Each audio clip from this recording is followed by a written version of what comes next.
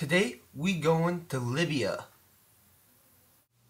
Hello there, YouTubers. I have not done a video for a while, and because not much has happened, except for Libya and the entire Middle East blowing up. So, I'm going to explain to you what the hell is going on in Libya. Libya is a country of about 6 million, and it used to be controlled by the Turks and the Romans, and it kept on going back and forth for years and years and years. It's been kind of it was one of those colonial constructs almost, until the Italians took it over, and that was the first Europeans in hundreds of years, which is kind of interesting. Think about it. The Libya, Ethiopia, Somalia, Eritrea. Those are the 4 countries Italy had as colonies, and they're the 4 most fucked up countries in Africa.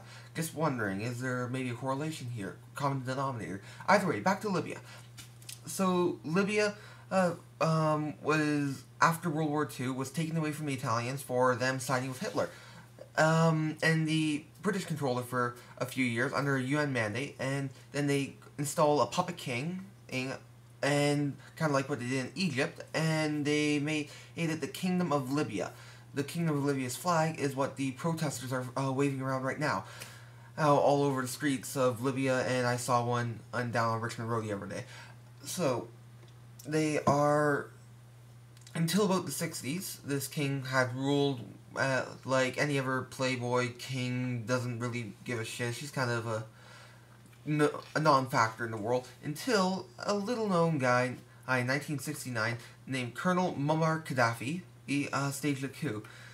This colonel has ruled since then, and we've gotten some fights with him since he decided to side with the Russians in the Cold War, and he went nuts every couple years, and Reagan in the 80s decided to bomb him, and that's what's going on with him. But a few years ago, George Bush, in one of the things he did that could be considered right back then, and when with his foreign policy, was he convinced Libya to give up its nuclear weapons program, therefore making them a non-factor again. And it made Muammar Gaddafi go from a crazy, maniacal Saddam Hussein-like figure to a eccentric leader, let's call it. Kind of like that leader to Turkmenistan, who had the months of the year named after him, and he had bread renamed after his mother. Now, how this has been going on for years, and they've been and Libya, it looked like was one of those prosperous countries in Africa. However, they most of that money that the people could have had was taken by Gaddafi and stashed in banks all across the world.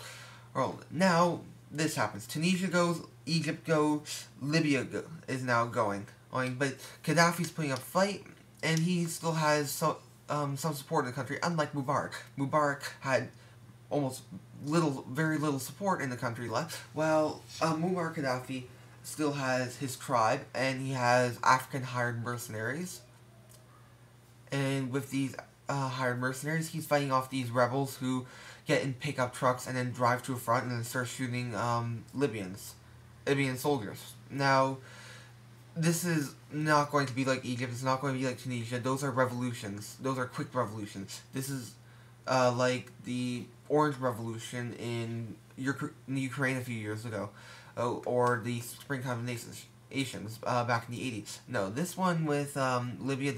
Think French Revolution. Think heads rolling. Think full-out civil war. Think American Revolution. The American Revolution was like a civil war. Half the country still supported, or not half, but a large portion of the country still supported the British Tories.